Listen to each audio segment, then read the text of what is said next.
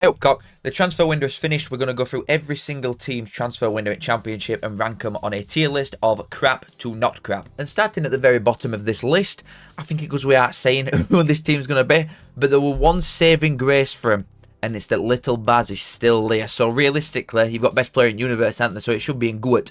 But I will put Sheffield Wednesday in crap. Their transfer business consists of bringing in Harry and Mass on loan from Man United, thanks to Man United paying every penny of his wage still, and Wednesday paying no loan fee. But it's good experience for him, I guess. And Hovrath, who is Cardiff's third choice keeper on loan. They are the two incomings they have let go of. Gassama, Hadjust, Famewo, Patterson, Iekwa, Windass, Wilkes, Paul Valentin, Michael Smith, and Musaba. So, yeah. That's all I'm going to say. But moving up into the not good category, into real teams that actually had something to play for before the season had ticked off. Blackburn, who I think have had realistically the worst transfer window with owners who aren't running them into ground. Well, Blackburn still aren't good, but they're not Chancery. It's got to be said, I do worry about Blackburn, mainly because of the strength of the league in general anyway, but also the level of experienced player and just naturally better player. If you were to look at the Blackburn team and pick out all the best players, I think majority of them have gone. Buckley's obviously gone. Danny Bath went earlier in window. Vireman went earlier in window. Dolan went earlier in window. Derby bought Lewis Travis quite late on. Hyam has gone to Wrexham. Callum Britton's gone to Middlesbrough. A lot of the better players have gone there. And all their incomings are from like Ghent, Legia Warsaw, like Belgium, Sweden. I ain't got a clue any of these fellas are, realistically, so I can't comment on their incomings. But what I can comment on is their outgoings and how bad it is. I really do worry for these, I think Ismail's a good manager, but anybody with an inch experience has been sold, and they've definitely gone down the younger route in terms of bringing lads in that they could develop and sell on with the age of a lot of the lads that they've brought in. But I do worry about the level of play that they have let go here. Like, they are scaring me, Blackburn. They could be going at a bottom door a little bit. I do think there'll be a relegation battle after this, especially the ones that were done like yesterday on deadline day. Why do you need to sell Dominic Eyup to Wrexham? Why? They've brought in millions worth. Do you really need to sell him as well? Like on deadline day? No, you don't, do you? It's daft from Eyup to Blackburn. But I've got two other sides in here in the not good category. And the first one is a side that has just been relegated from Premier League. And honestly, it takes some doing to be worse than these. But Leicester, I have got in the not good category as well. I do think they saved themselves very late on yesterday on deadline day. Obviously, they have got financial trouble as well. So we've got to take that into account. But they have let go of Connor Cody. These are players who've sold. Connor Cody, Wilfred Ndidi, James Justin, Casey McAteer and Hermanson, as well as letting Vardy, Iverson and Danny Ward all leave on a free as well. They've let El Canusko on a loan with an obligation to buy. Again, not good at all, especially when you look at the incomings. Before yesterday evening, these were in serious hot water, I thought, especially with the points deduction thing that nobody really knows about until it gets announced. But the players that they've brought in, Asmir Begovic at start at window. And then yesterday, I think they brought all three of these in yesterday. They got Aaron Ramsey in from Burnley on loan. That is a really, really top signing, that, to be fair. Jordan James from Stade Rennais, who was a Birmingham boy before they got relegated. Again, very good signing. And then some fella from Feyenoord, a striker called Julian Carranza, who I've got no opinion on, obviously. I don't watch Feyenoord that often. So the deadline day business has saved them, but I still think they are miles short of what they should be realistically when you look at the previous season's Leicester and the financial side of things that they should have behind them. Obviously, the financial side of things is the reason that they've had to sell all these boys. But I think long term for them, I almost think they're looking at this season as you need to go up, because a lot of the players that they've let go are the better ones. They've still got for two who I think they've done well to keep, and they've obviously got like glaringly obvious quality in like Winks, for example. Some of the players that they've got are very, very good. But a lot of the players that they've brought in, free loans, and a 38-year-old on a free transfer. So for short term, it's okay, the incomings. It's not lightning, but it's all right. But long term, it's not been a good window this for Leicester, the long term vision of this club. So I've got them in the not good category with Blackburn. Then my third and final not good team is another one that has just been relegated from the Premier League. I had high hopes and I've got a lot of expectation for these still. But Ipswich, who I think will still win league, I think have had a honkingly crap transfer window. And not so much on their incomings, because they've spent a lot of money. Like, don't get me wrong, they are still net positive, like, quite comfortably. About 25 million net positive, which is crazy. But they've broken the Championship transfer record for an incoming with a 19-year-old from Denmark. I'm not even going to try and pronounce the name. They obviously brought in Casey McAtee from Leicester, which is a good signing. Matusio looks alright. Nunes from Norwich is the funny for that side of things, but again, that's a good player. Kajus have got back on loan from Napoli again, who were there last season. They've obviously got Ashley Young on a free transfer. The Kipra and Akpom both on loans. They've strengthened squad, definitely. Their incomings, I think, are quite good. It's the outgoing side of things that I am more annoyed, I think, than anything, which is why I've got them down here. I'm not even talking about the Delaps and Amari Hutchinsons of this world.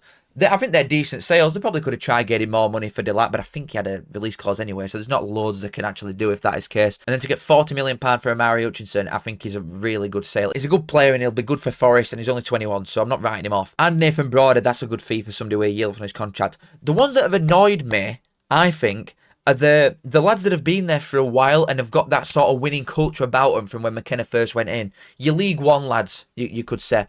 I'm looking at players like Luongo's never going to get a game, so I can understand him leaving.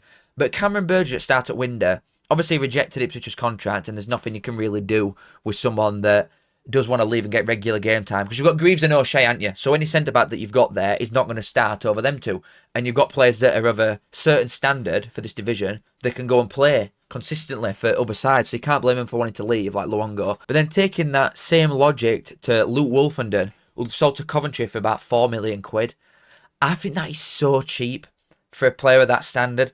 And again, he's probably going to want to leave, and he's thinking, well, if I can't get in front of these two, who have very good centre-backs at Ipswich, then I want to go and get regular game time. That's fine.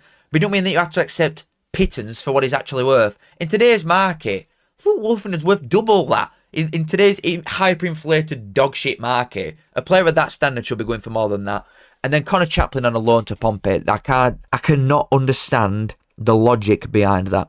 I cannot understand it. He's got a yield on his deal at Ipswich. Unless I'm mistaken and there's something hidden somewhere, it says publicly that he's got a yield on his contract. So that is the end of his Ipswich career. You've let him go on a loan to Portsmouth, another direct rival in this division. I know he's a Pompey boy and he probably wanted to push for it, so fair enough. But you could get a fee for someone of this standard. You let him go on a loan and then run his contract out. I know they're not going to lose money on him anyway, because they got him from Barnsley for about 700 grand, something ridiculous, because we just run by donkeys, aren't we? But you're letting a player of that standard go for effectively nothing. It just seems silly to me for someone who started for you at weekend, could have a massive impact on your squad and get important goals and assists, even if he's not a starting quality player for you. I just think if you're planning for him to not be in your long-term future, get a sale for him. I don't know why they've let him go on a loan. It's just daft to me. But yeah, I think Ipswich, I expected a lot more from him, really, than what they've actually done. In the unsure category, I'm going to put all 5 teams. I've got 5 in here. I will move them into other categories afterwards, but I'm just going to put them in here now so you understand my thinking for it. And the teams that I've got in here are Watford, Hull, Norwich, Southampton, and Stoke. Now, Stoke I've got a little bit more of an idea on than others because I have heard of some of their players. But the thing is, these 4 specifically are bringing in lads that I have never heard of in my life. I have got so little to go off at all, to a point where it's not even worth me sitting here and pretending that I have. What is the point of me sitting here and speaking about lads from Germany when 90% of these lads aren't English or from these divisions? So I ain't got a clue. If I were to go on the windows as a whole, I think Southampton, out of these 5, I think Southampton have probably had worst in terms of what I expect again. Like, they've made humongous sales for players like Fernandes and Diblin. And for short term, outstanding that, getting them sort of players for that much money. But at the same time, they are Premier League standard footballers in this division. So Southampton, if your aim is to get promoted, you have strengthened Everton and West Ham by selling them to teams that you're then going to try and catch when you get promoted anyway, with teams that are already not good enough. And I know it's an impossible task trying to keep your better players in this division now when Premier League comes calling for them. But I just think you're shooting yourself in the face long term, because if Southampton are to go back up this season, you just know for a fact you're finishing last and going back down again. So what? We might as well just pack up and go. But if I were to rank these, and I'm going right to left in terms of like how good I think they actually are, I'll probably go something along these lines in terms of how little of a clue I've actually got. I'm impressed by certain teams keeping the better players. Like Hull keeping Hughes, I think, is massive, and because I think defensively they do look quite suspect now. And going forward, they've brought some players in that I know of, like McBurney and that other lad from Leeds. They've done well there.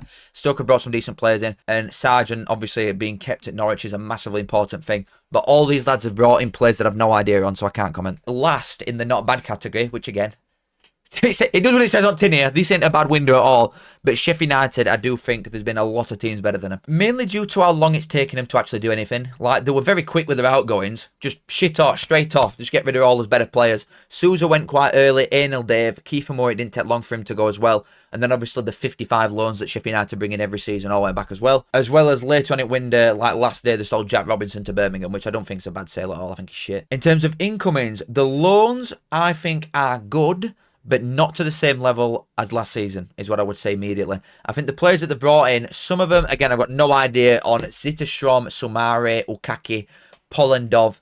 Come on, man, I have no idea. But the players that I can actually make a comment on, Jaffet Tanganga, I think you are looking at one of the best defenders in the league there. I think it's a fantastic deal for everybody involved because of the fee that you've got him for. Means nothing to Sheffield United.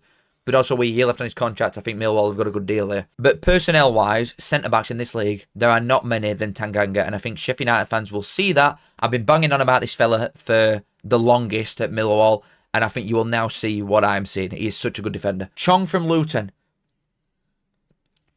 Do you know what I mean? I don't know. This Matos I actually quite like. I think he's more of a Sousa than anything that you've got at minute. He was at Oxford last season on loan. He's quite a bruiser. I quite like him, Matos. Not to take away from his football ability, but he does like to get stuck in. He's quite physical. I like him. And then Mark McGuinness, who they've bought from Luton. Now, the fee, nobody's actually got a clue yet, and nobody has broken anything in regards to that.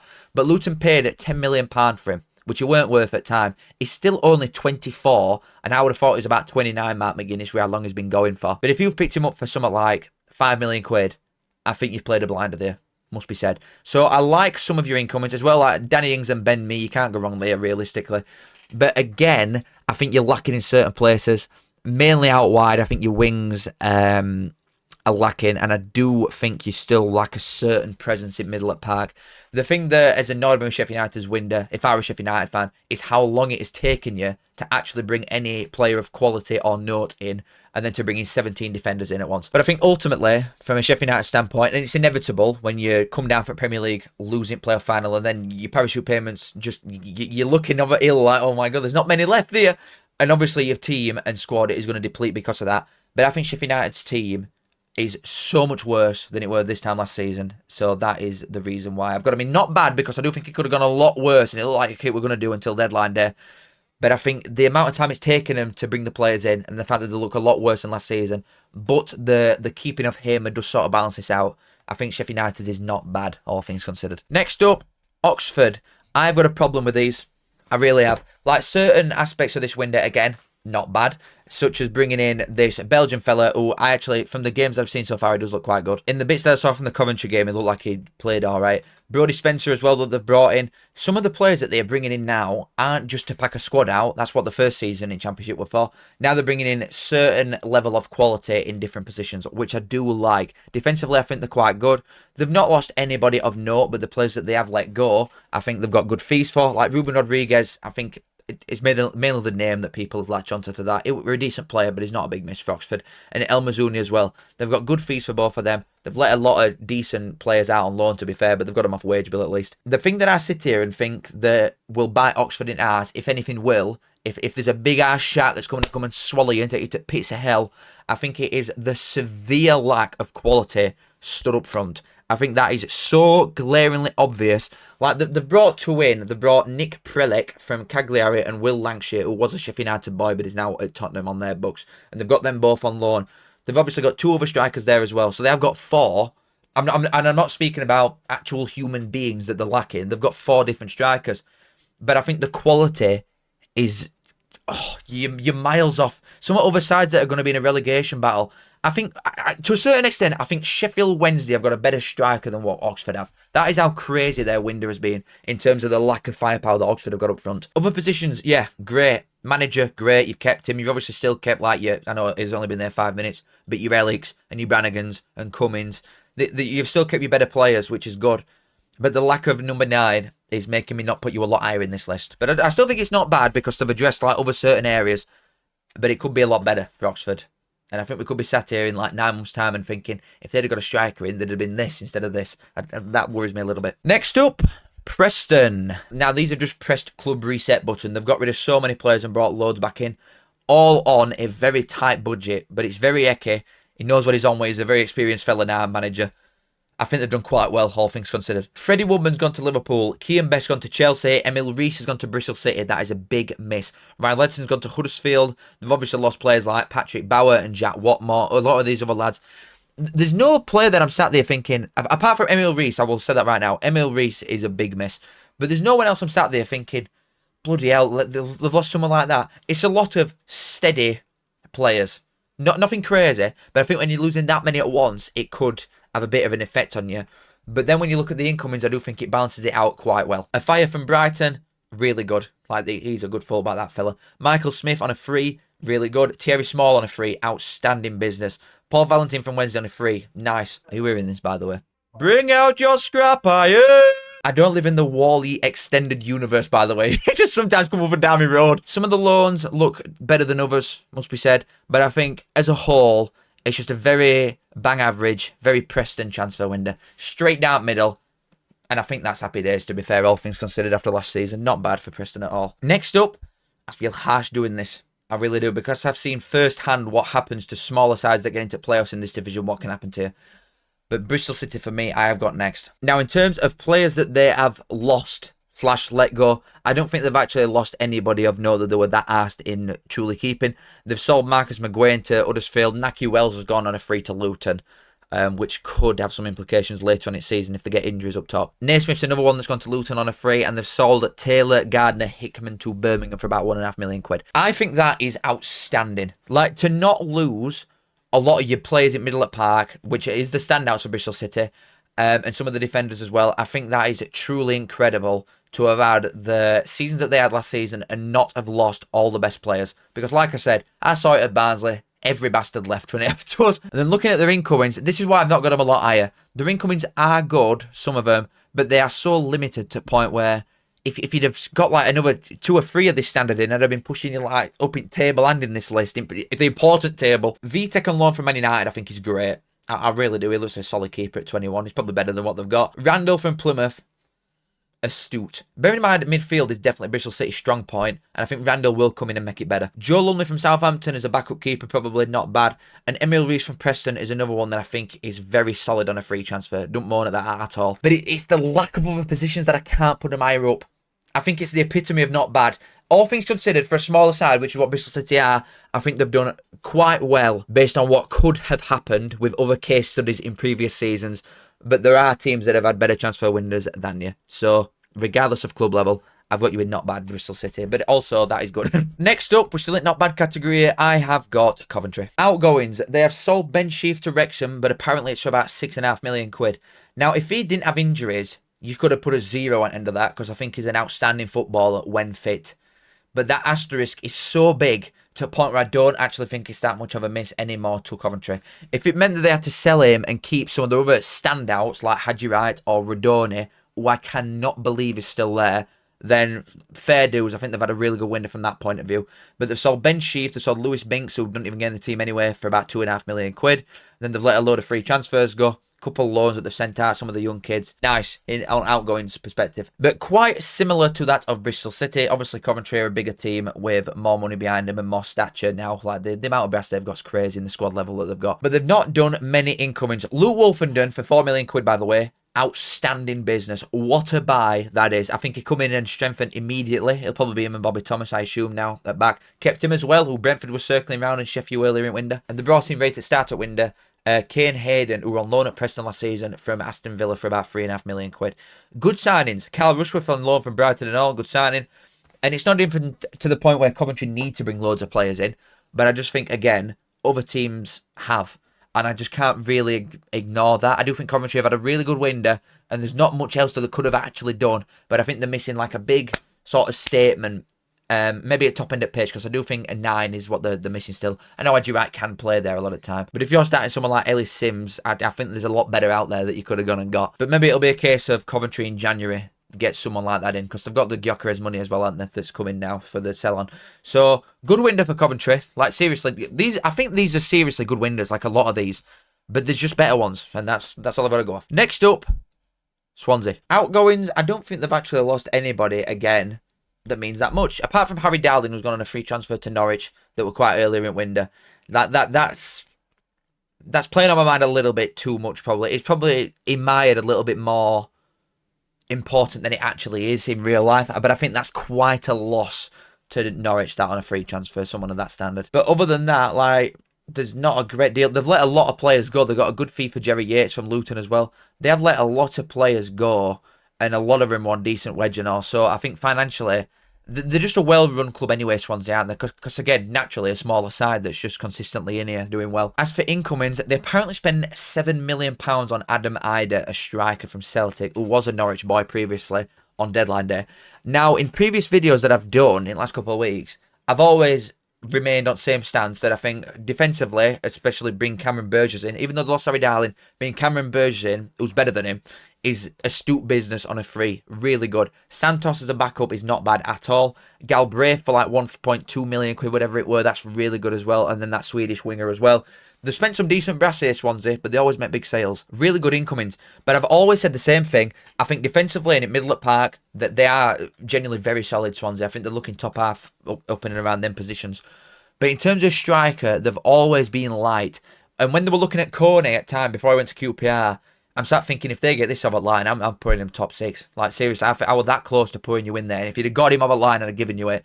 Adam Ida, obviously, he's not really done it at Celtic, I don't think. And there were a lot of hype around him in first place. He's only 24, so he's got a lot of time to develop and grow into what he could be. Like, the potential side of things is there. I think you've overpaid, personally, but you did need a striker, so I can't sit here and say both.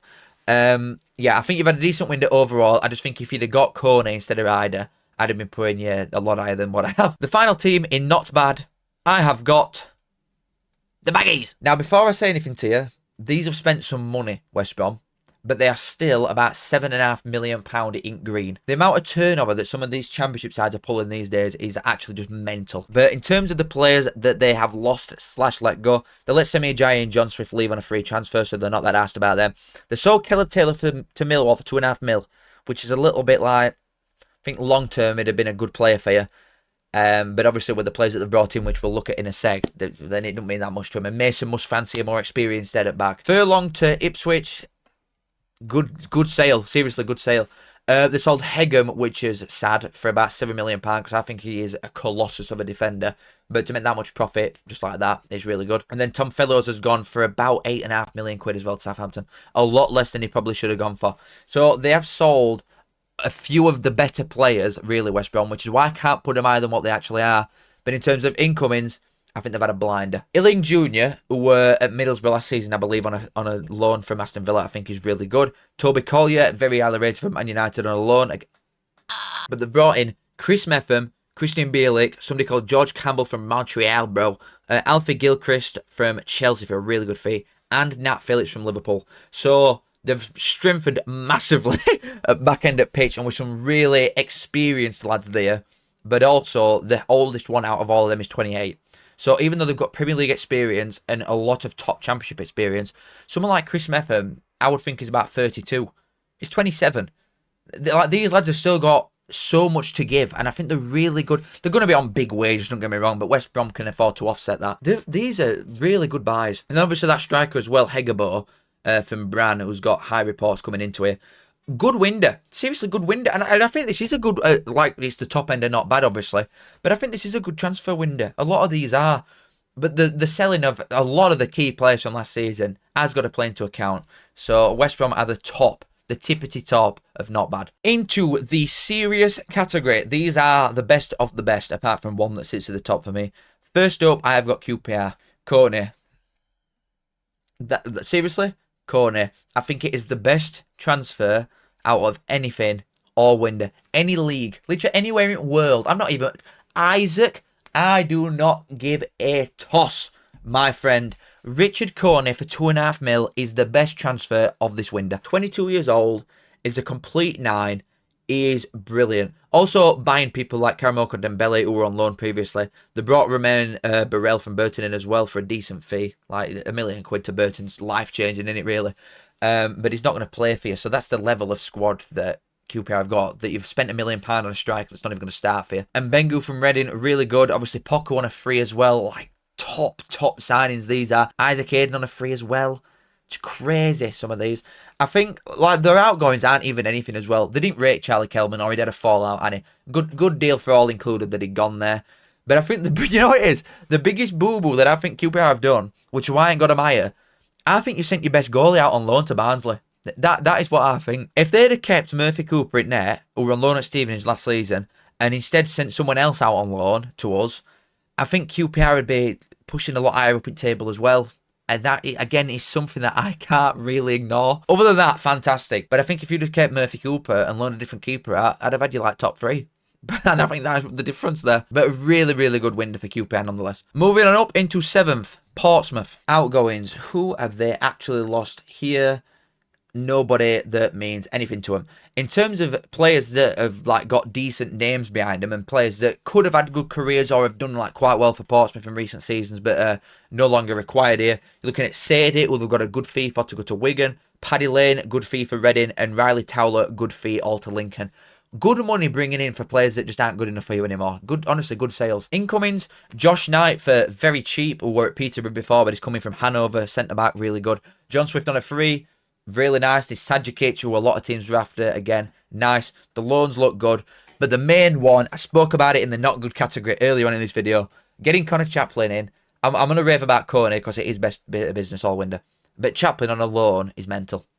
That is such a good deal. And maybe they were a big loan fee, but honestly, who cares? Like, it's just such a good deal for Portsmouth, that is. I can't believe it. Moving on up into 6th place, Millwall. Again, the only massive outgoing this season, bearing in mind, like, the whole Ivanovic saga that we're going on with Palmer looking at him and Millwall wanting at least 10 million quid.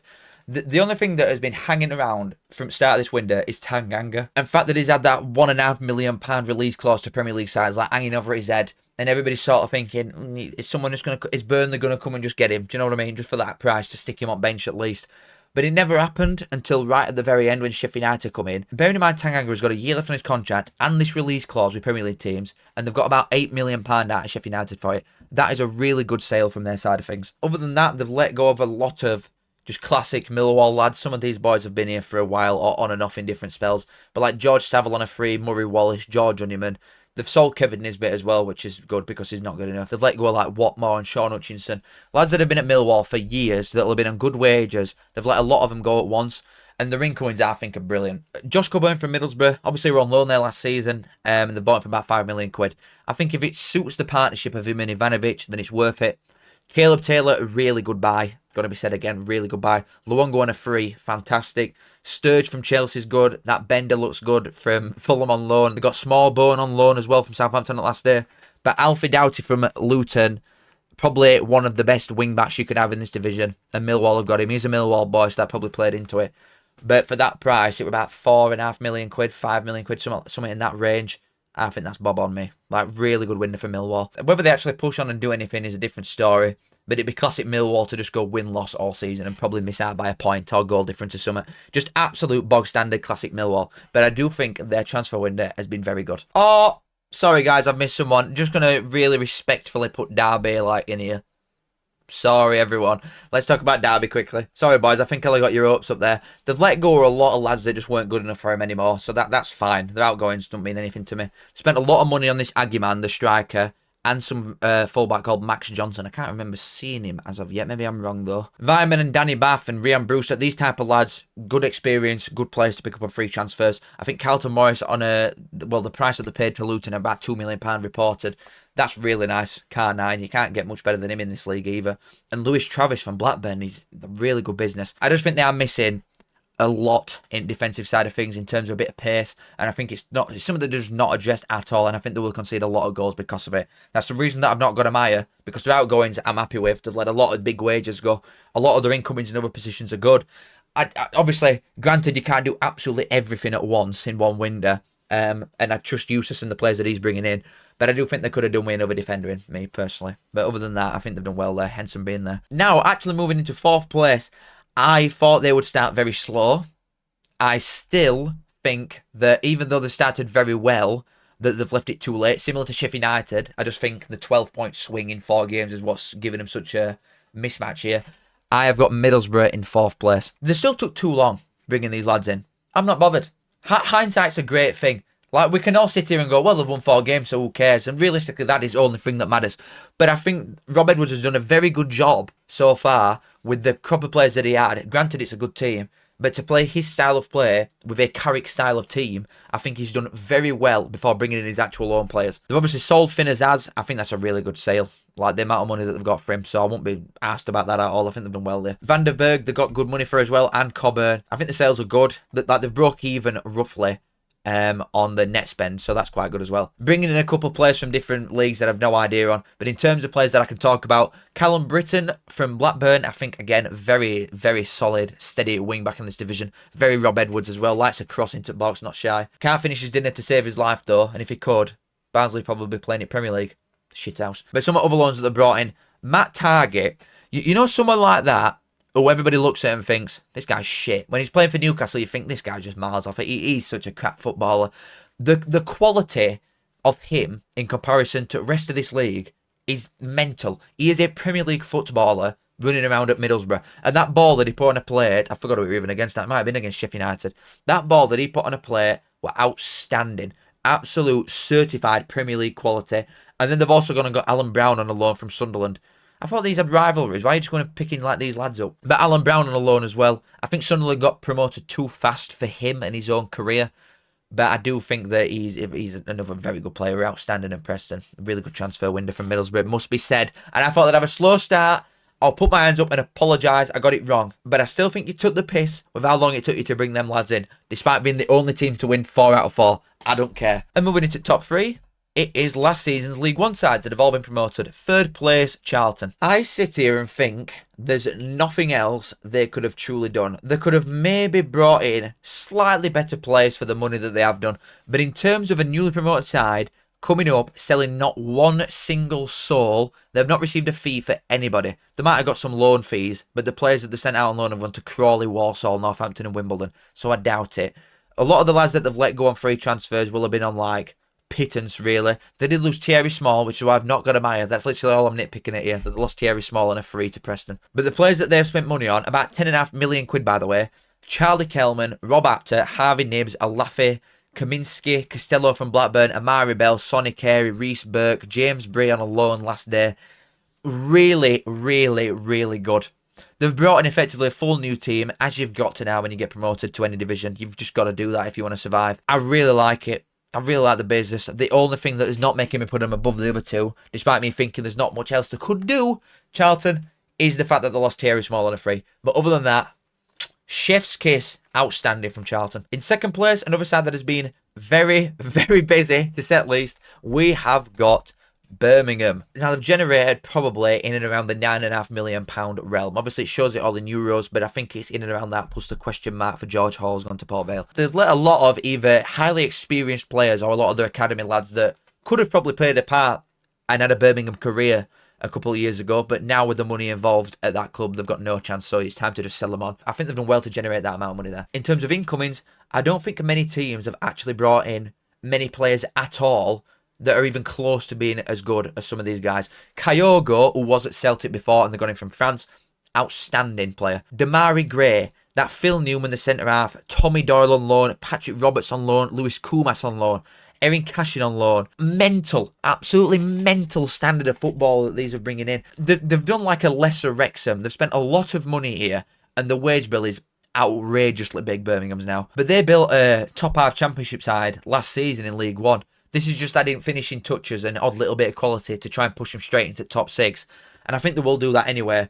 I think it's a better window than a lot of people saw coming, especially the Kyogo one. There's not many better transfers than that in an entire window. Really, really good at start to finish. Second best transfer window for me does go to Birmingham. Which means that despite a lot of people thinking that these are at a wall in Championship, Wrexham are my GWT in terms of championship transfer windows. I think they have the best one. Now, in terms of outgoings, I think they're going to find it borderline impossible selling players that are just on massive wages for how good they actually are. I think that will be a problem for him, probably later down the line. But if you can afford to spend about 35 million quid in one window by selling nobody for less than 10 bob, I don't think you've got a problem anyway financially, have you? Listen to the names of players that these are bringing in from a side that were literally non-league with about 3,500 fans in about 5 years ago. They have brought in Issa Kabore from Man City, Ben Sheaf, Josh Windass, Ryan Hardy, Connor Cody, Kiefer Moore, Lewis O'Brien, Callum Doyle, Nathan Broadhead. This is mental. It's crazy. We're at a point now that Wrexham have gone up. Right, we're a decent League One side.